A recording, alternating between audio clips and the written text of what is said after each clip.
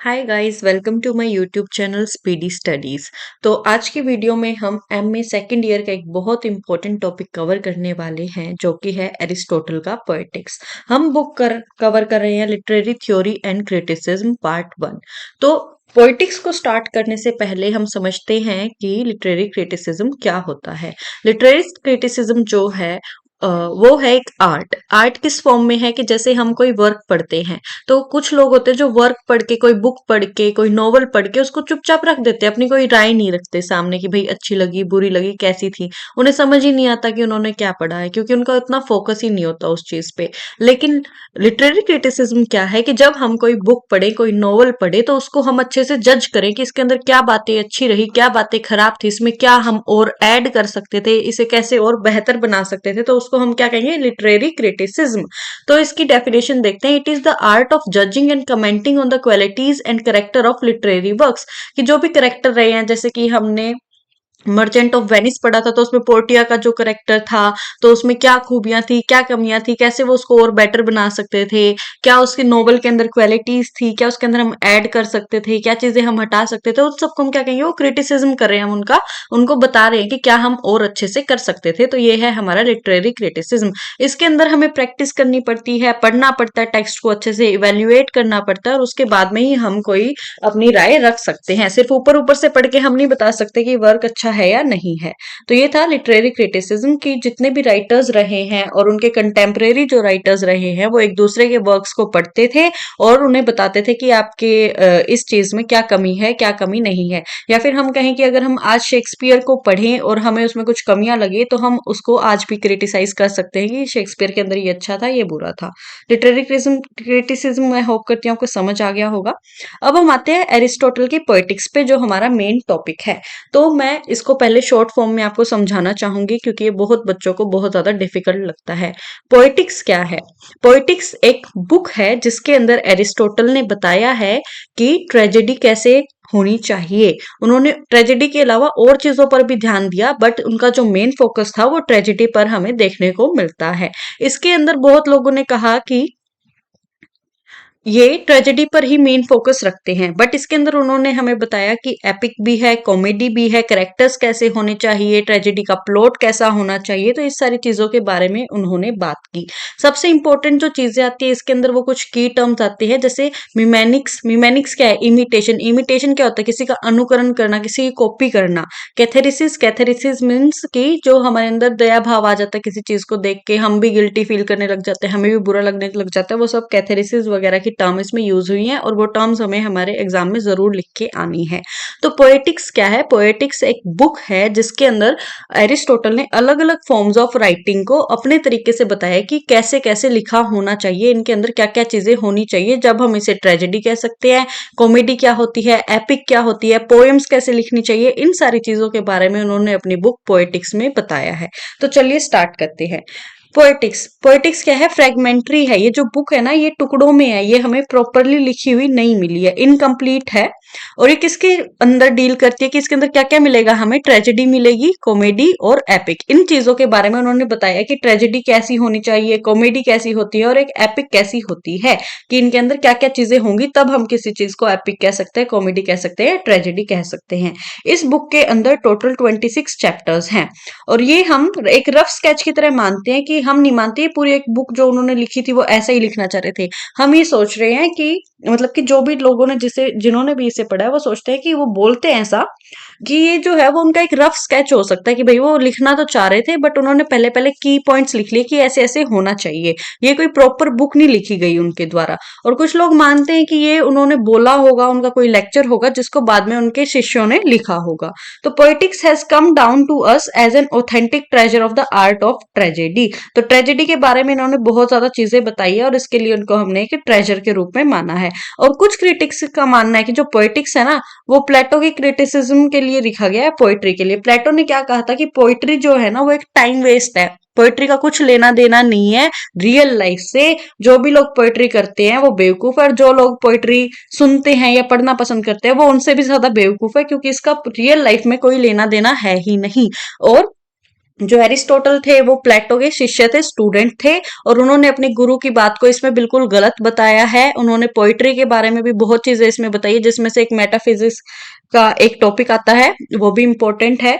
तो इसको कुछ लोगों ने माना कि ये प्लेटो की बुक रिपब्लिक्स का एक क्रिटिसाइज करने के लिए इन्होंने ये बुक लिखी है।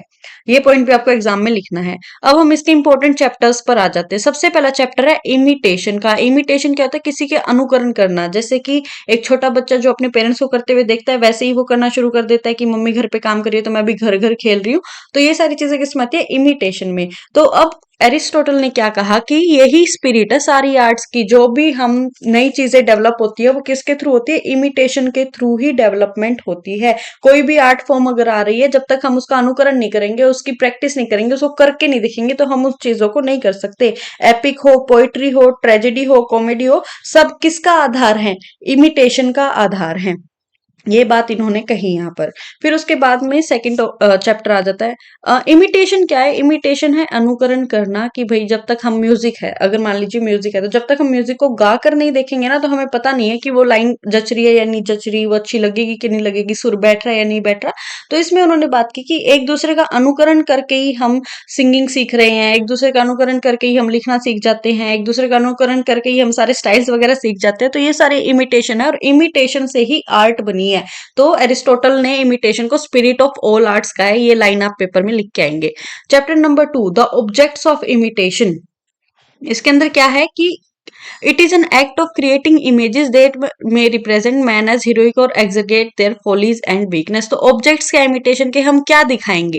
जब हम प्ले कर रहे हैं, ट्रेजेडी कर रहे हैं, तो हम उसके अंदर क्या ऑब्जेक्ट्स पेश करेंगे? जो हमारे करेक्टर्स होंगे वो क्या दिखाएंगे? वो एक ऐसी इमेज दिखाएंगे, वो जो हमारा करेक्टर है वो एक ऐसी छवि दिखाएगा जिसमें वो हीरो लग रहा है, या फिर बहुत बड़े चढ़ाकर चीजें देखेंगे, उसकी फॉलीज दिखाएंगे, उसकी वीकनेसेस दिखाएंगे कि कहाँ उसने गलती कर दी, कहाँ उसने सही किया। तो ऑब्जेक्ट्स ऑफ इमिटेशन की जब वो अनुकरण करेगा उस करेक्टर का स्टेज के ऊपर, तो वहां पर हम दिखाएंगे एक छवि हमारे हीरो की।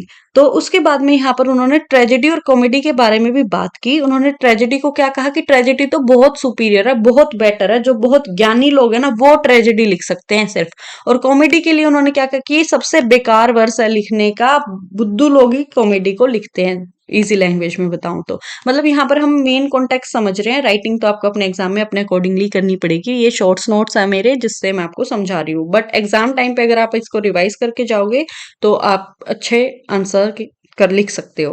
चैप्टर नंबर 3 है the manner of imitation, epic and tragedy. तो इमिटेशन अब कैसे कैसे होगी? तो इसके अंदर इमिटेशन कैसे होगी? जब भी हम एपिक या ट्रेजेडी स्टेज के ऊपर परफॉर्म कर रहे होंगे, तो वहां पर एक तो मेथड होएगा इमिटेशन का कि कैसे वो अनुकरण कर रहे हैं। नरेटिव मेथड कर रहे हैं क्या? कि भाई जो एक इंसान है वही बोले जा रहा है कि स्टोरी में ये होता है, ये होता है, ये होता है। जैसे कि हम स्टोरी सुना रहे होते हैं, एक राजा था, वो जंगल में था, ऐसे करके एक इंसान अगर वो अपनी साइड की स्टोरी सुना रहा है, तो वो है नरेटिव मेथड। दूसरा मेथड जो हम यूज कर सकते हैं वो है ड्रामेटिक मेथड, कि सारे कैरेक्टर्स अपने अपने डायलॉग्स बोल रहे हैं और ड्रामा हो रहा है। और फिर कंबाइन द टू मेथड्स। तो थर्ड मेथड आता है कि जिसमें हम इन दोनों को, नरेटिव को भी और ड्रामेटिक को भी मिक्स कर देते हैं। जैसे कि एक इंसान हमने रखा हुआ है बताने के लिए कि 2 साल पहले, और फिर कैरेक्टर्स अपनी बात कर रहे हैं। या फिर कि भाई जब वो पोरस जो है वो नदी के किनारे पहुंच गया, और फिर जो पोरस है और उसकी सेना का अनुवाद हो रहा है, तो वो सारे ड्रामे में आ गया। तो दोनों फॉर्म को हम कंबाइन भी कर सकते हैं। फिर आता है चैप्टर नंबर 4, जिसके अंदर बात की गई है origin and development of poetry. तो ओरिजिन कैसे हुआ पोइट्री का, क्या क्या डेवलपमेंट हुई, उसके बारे में बात की गई है। इसके अंदर बताया गया है कि जो पोइट्स बहुत ज्यादा सीरियस थे और अपने काम को लेके बिल्कुल ऐसे पाबंद थे कि मुझे बहुत अच्छा काम करना, और बहुत सीरियसली अपना काम कर रहे थे, हार्डवर्क कर रहे थे, उन्होंने क्या लिखा? हाइम्स टू गॉड, भगवान के लिए भजन वगैरह लिखे। जिससे क्या बना? हीरोइक एपिक पोएट्री बनी, जिससे हीरोइक और एपिक पोएट्री बनी। एपिक पोएट्री मतलब बहुत महाकाव्य ग्रंथ, जैसे कि हमारे रामायण हो गई, महाभारत हो गए, वैसे वो एपिक पोएट्री बनी। लेकिन जो पोइट्स थे जिनको कोई लेना देना नहीं था, बिल्कुल तुच्छ थे, निम्न थे, और जिन्हें कोई लेना देना ही नहीं था हार्डवर्क से, उन्होंने क्या लिखा? सेटायर लिखा और कॉमेडी लिखी। तो यहाँ पर उन्होंने सिर्फ अपने विचार रखे हैं कि जो कॉमेडी है वो बिल्कुल गिरा हुआ राइटर लिखता है, कॉमेडी बिल्कुल भी अच्छा जॉनर नहीं है, और एपिक पोएट्री और जो ट्रेजेडी है वो महान राइटर्स लिखते हैं। फिर हमारा चैप्टर नंबर 5 आता है, definition of the ridiculous, epic and tragedy. Ridiculous क्या है? रिडिकुलस है कॉमेडी। एरिस्टोटल ने कॉमेडी को रिडिकुलस कहा है। एपिक मैंने आपको बता दिया, काव्य ग्रंथ जैसे कि महान काव्य ग्रंथ जैसे कि हमारे रामायण और महाभारत जिनकी लंबी लंबी स्टोरीज होती है। और ट्रेजेडी, ट्रेजेडी के बारे में आपको पता ही है कि मर्डर वगैरह हो जाते हैं, लास्ट में वो होती है ट्रेजेडी, जहां पर कुछ ना कुछ बुरा घटता है और उसके बाद में एट द एंड सब कुछ खत्म हो जाता है, वो है ट्रेजेडी। अब डेफिनेशन ऑफ ट्रेजेडी, इसके अंदर हमें डेफिनेशन ऑफ ट्रेजेडी देखने को मिलती है, जिसमें उन्होंने 6 फॉर्मेटिव पार्ट बताए कि ट्रेजेडी के 6 पार्ट होते हैं और ये पार्ट एक ट्रेजेडी के अंदर होने ही होने चाहिए। और ये आपका 2 मार्क्स का क्वेश्चन जरूर आएगा एग्जाम के अंदर, ये मैं लिख के दे सकती हूँ कि ये क्वेश्चन जरूर आएगा। इसके अंदर 6 पार्ट्स कौन कौन से, आपसे क्वेश्चन पूछेगा सीधा सीधा कि according to Aristotle what are the main 6 formative part of tragedy. तो इसके अंदर आपको आंसर लिखना है plot, character, diction, thought, spectacle and melody. इसमें से जरूर आएगा, ये आपको 6 के 6 याद होने चाहिए। उसके बाद में आपका चैप्टर नंबर 7 आता है प्लॉट कंस्ट्रक्शन। यहां से भी क्वेश्चन आने के पूरे पूरे चांसेस हैं। यहाँ पर उसने बात की है कि हमारा प्लॉट कैसा होना चाहिए। तो एक जो प्लॉट है ना वो पूर्ण होना चाहिए, ना कि आधी टूटी फूटी स्टोरी कहीं से भी शुरू हो गई। उसका एक अच्छा बिगनिंग होना चाहिए, हमें स्टार्टिंग से स्टोरी समझ आनी चाहिए पूरी कि क्या हो रहा है उसके अंदर। बिगनिंग होनी चाहिए, मिडल होना चाहिए और एंड होना चाहिए, और ये तीनों चीजें आपस से इंटरकनेक्टेड होनी चाहिए। ये ना हो कि बिगनिंग में तो हम बात कर रहे थे राजा महाराजा की, मिडल में हम बात करने लगे छोटे छोटे बच्चों की, और एंड में हम बात कर रहे हैं फ्रूट्स की और केलों की। तीनों का कोई लेना देना ही नहीं है आपस में, ऐसा नहीं होना चाहिए। दोनों तीनों चीजें आपस में इंटरकनेक्टेड होनी चाहिए। और स्टोरी जो है वो बिल्कुल लाइन बाय लाइन चलनी चाहिए, जिसके अंदर कोई भी ऐसी सुपरफ्लुअस चीज ना हो जो कि मैच ना करती हो। अब इतना लंबा प्लॉट भी नहीं होना चाहिए, इतनी लंबी स्टोरी भी नहीं होनी चाहिए कि भाई हम स्टार्टिंग ही भूल जाएं कि स्टार्टिंग में क्या हुआ था, ये क्या खिचड़ी बन गई, ऐसा भी नहीं होना चाहिए। बिल्कुल अच्छे से हमें ध्यान देके हमारा प्लॉट लिखना है अकॉर्डिंग टू एरिस्टोटल। फिर है unity of the plot.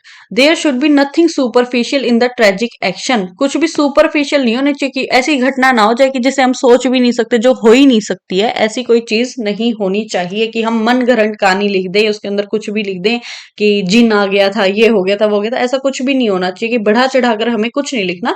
Normal हमें जो स्टोरी चल रही है उसको नॉर्मल नॉर्मल फेजेस में लेके चलना है। फिर आता है chapter number 9, the nature of poetic truth, history and poetry.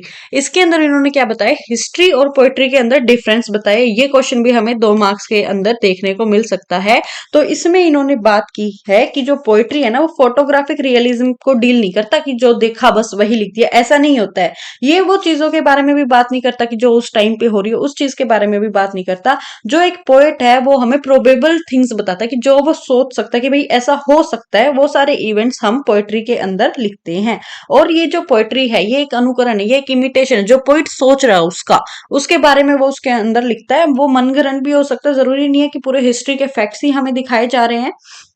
और जो हिस्ट्री है ना वो क्या करती है, वो चीजों को जनरलाइज कर देती है कि भाई जो देख लिया उसको बस क्रोनोलॉजी से लिखा दिया कि भाई 2000 साल पहले हुआ, 3000 साल पहले हुआ, 4000 साल पहले ये हुआ। लेकिन जो पोइट्री है वो इन चीजों को और भी खूबसूरत तरीके से बता सकती है और लोगों को और ज्यादा अच्छे तरीके से समझ आ सकती है, क्योंकि इसके अंदर सिर्फ देखी हुई चीजें नहीं बताई जाती है, अपने एक्सपीरियंसेस भी बताए जाते हैं, अपनी फीलिंग्स भी बताई जाती है, तो जिसका ज्यादा इफेक्ट पड़ता है। इसलिए एरिस्टोटल ने पोइट्री को ग्रेट इंपॉर्टेंस दी है हिस्ट्री के ऊपर। ये क्वेश्चन भी आपको देखने को मिल सकता है।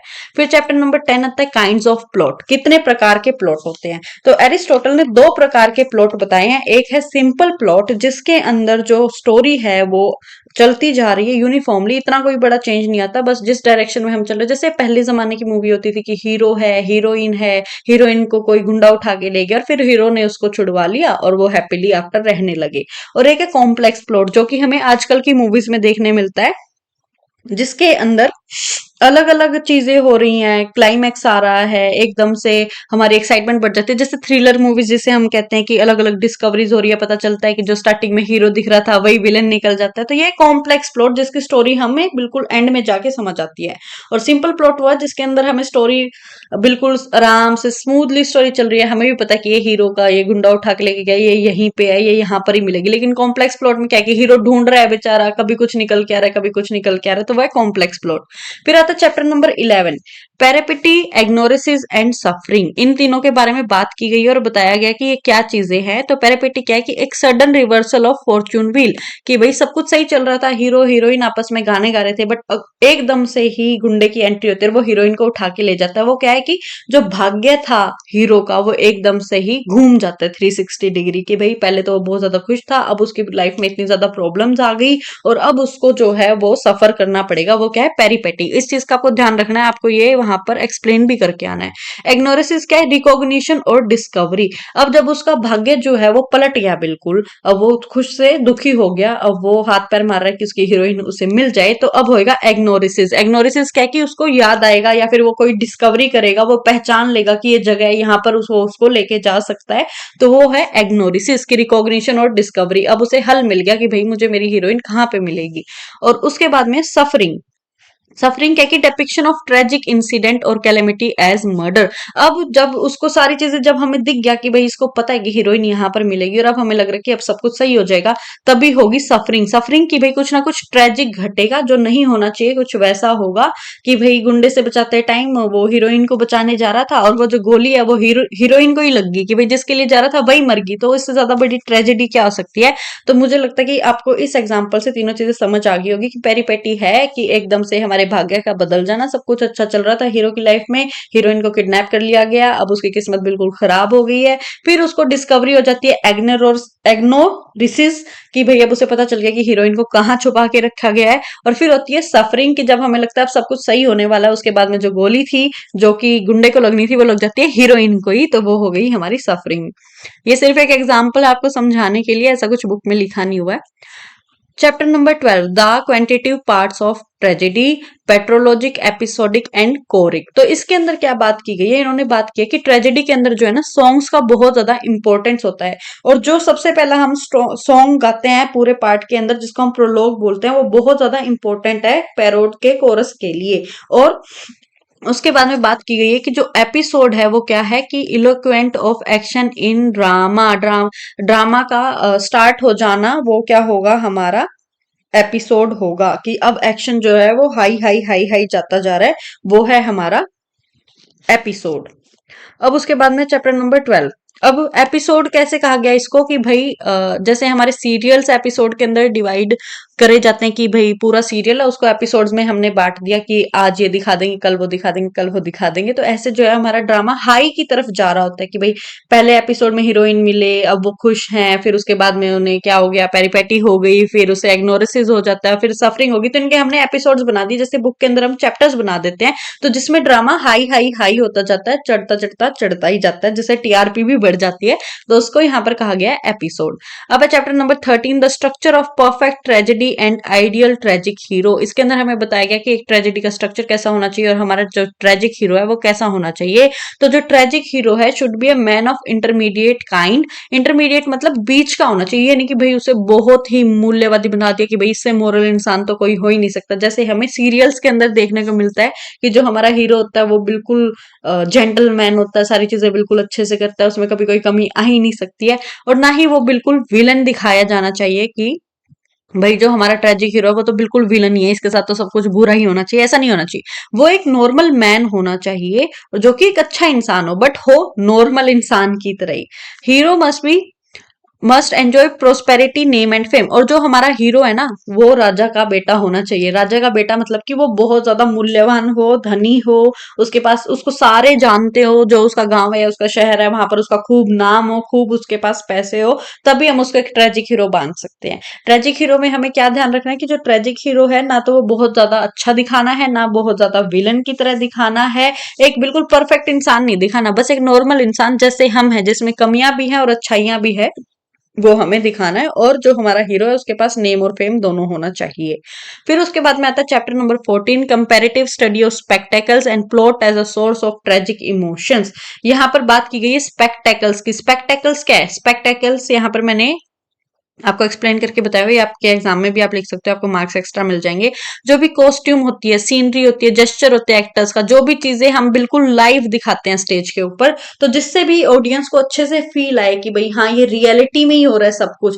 जैसे कि मूवीज के अंदर सेट्स वगैरह बनाते हैं, तो वो किस लिए होता है, वो स्पेक्टेकल्स के लिए होता है। जो करेक्टर है उनके कॉस्ट्यूम्स उस हिसाब से डिजाइन करी जाती है कि उनके करेक्टर को सूट करे। तो वो क्या है हमारा, वो स्पेक्टेकल ही है, जिससे हमारे अंदर देख के हमारे सेंसरी इफेक्ट्स जाग जाएं कि हम उसके साथ कनेक्ट करने लग जाएं। कि अब जो मूवी के अंदर भिखारी का रोल कर रहा है, तो अब उसको अगर हम सोना चांदी हार पहना देंगे तो क्या हम उसको भिखारी मांग लेंगे? बिल्कुल भी नहीं। भिखारी है तो उसके जैसा रोल वो करे, उसके जैसे कपड़े वो पहने, उसके जैसा सीन उसका हो, तो जिससे हमें फील आए कि भाई हाँ ये भिखारी का रोल कर रहा है, ये भिखारी ही है। तो वो है हमारे स्पेक्टेकल्स। तो स्पेक्टेकल के थ्रू ही है कि जो हमारे अंदर जो ह्यूमन पिटी है, जो दया है, जो हमारा डर है, वो जागता है। उसको देखकर ही हम वो सारी चीजें फील करते हैं। तो स्पेक्टेकल का बहुत ज्यादा इंपॉर्टेंट रोल है। उसके बाद में chapter number 15, character and it's essentials. तो जो हमारे करेक्टर्स हैं वो कैसे होने चाहिए, इसके अंदर बात की गई है। एक तो सबसे इंपॉर्टेंट बात इसके अंदर ये की गई है कि जो करेक्टर का स्टेटस है वो बिल्कुल मैच करना चाहिए। ये ना हो कि जो वुमेन्स हैं उनमें मैनली क्वालिटीज दिखाई गई है और जो मैन है उसमें वुमेनली क्वालिटीज दिखाई गई है, बिल्कुल भी नहीं। जिसका जो करेक्टर है वो उसको वैसा ही जचना चाहिए।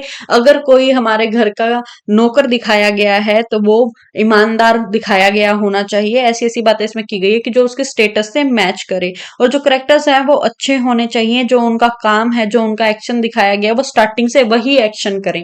कि भाई विलन है तो वो थोड़ा थोड़ा विलन जैसा हमें स्टार्टिंग से ही लगना चाहिए। ये ना हो कि जो विलन है वो स्टार्टिंग में तो बिल्कुल महान पुरुष लग रहा था और एट द एंड हमें बता दिया जाता है कि ये विलन है, तो कोई मानेगा नहीं उस स्टोरी को कि ये विलन हो सकता है। कि सारे उसके ऊपर क्वेश्चंस उठाएंगे कि भाई इसने तो ऐसा इतना अच्छा किया। तो इसलिए जो करेक्टर्स हैं वो गुड होने चाहिए। जो उनका काम है, जो उनके एक्शन है, वो मैच करने चाहिए। उसके बाद में उन्होंने बताया कि जो है करेक्टर्स हैं वो ट्रू लाइफ को भी रिप्रेजेंट करे। वो सारे वर्च्यूज दिखाएं कि उनकी वीकनेस भी हो, उनमें खुशी भी हो, उनमें सोरो भी हो, हर टाइप की चीजें वो फील करते हैं। वो वैसे करेक्टर होने चाहिए। यानी कि सिग्मा मेल दिखा दिया हमारा हीरो कि जिससे कोई फर्क ही नहीं पड़ता, कुछ भी हो जाए, ऐसा नहीं होना चाहिए। उनके अंदर भी फीलिंग्स हमें दिखानी चाहिए।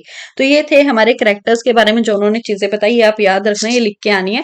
उसके बाद में चैप्टर 16 इन्होंने एनाग्नोरिसिस के बारे में बताया। इग्नोरिसिस मैंने आपको पहले भी बताया था कि डिस्कवरी होगा, रिकॉग्निशन होगा, हीरो को पता चल जाएगा कि भाई किसने गलत काम किया है, किसकी वजह से ये सफरिंग हो रही है। और जो इग्नोरिसिस होगा ना, उसके अंदर जो गलत काम करने वाला है, मतलब कि जो भी मारने मुरने वाला है या जिसने भी मर्डर किया होगा फैमिली के अंदर, वो हमारे फैमिली का ही बंदा निकलेगा, कोई बाहर का बंदा नहीं निकलेगा। जिसकी वजह से ट्रेजेडी परफॉर्म होगी कि एंड में सारे मर जाते हैं या फिर वो मर जाता है और हीरो भी साथ में ही मर जाता है। तो ये है इग्नोरिसिस, जिसके अंदर जो करेक्टर है हमारा, जो हीरो है, उसका फॉर्चून चेंज होगा और उसके बाद में भी हमें क्लाइमेक्स देखने को मिलेगा, चीजें होंगी और जो हीरो है उसका जो भाग्य है वो एक बार फिर से पलटेगा। उससे पहले भी पलटा है जब परपेटिया हुआ था, और उसके बाद में इग्नोरिसिस होगा, उसको पता चलेगा, और उसके बाद में भी पलटेगा जब वो उसके ऊपर एक्शन लेगा।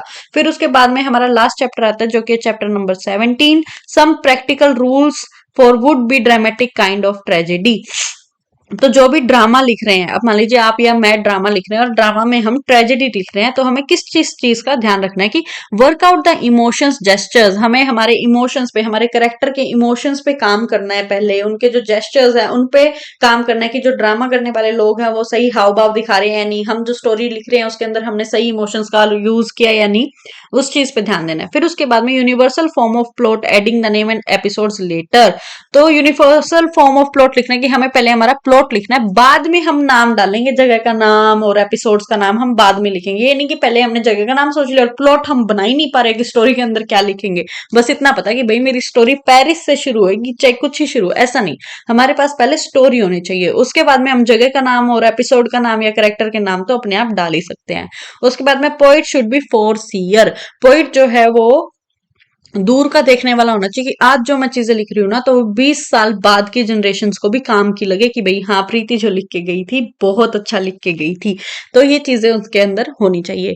Giving proper name to character, और जो हमारे करेक्टर हैं और जो उनका रोल है उसके अकॉर्डिंगली उनको हमें एक प्रॉपर नेम देना है जो कि उनके करेक्टर को सूट करे।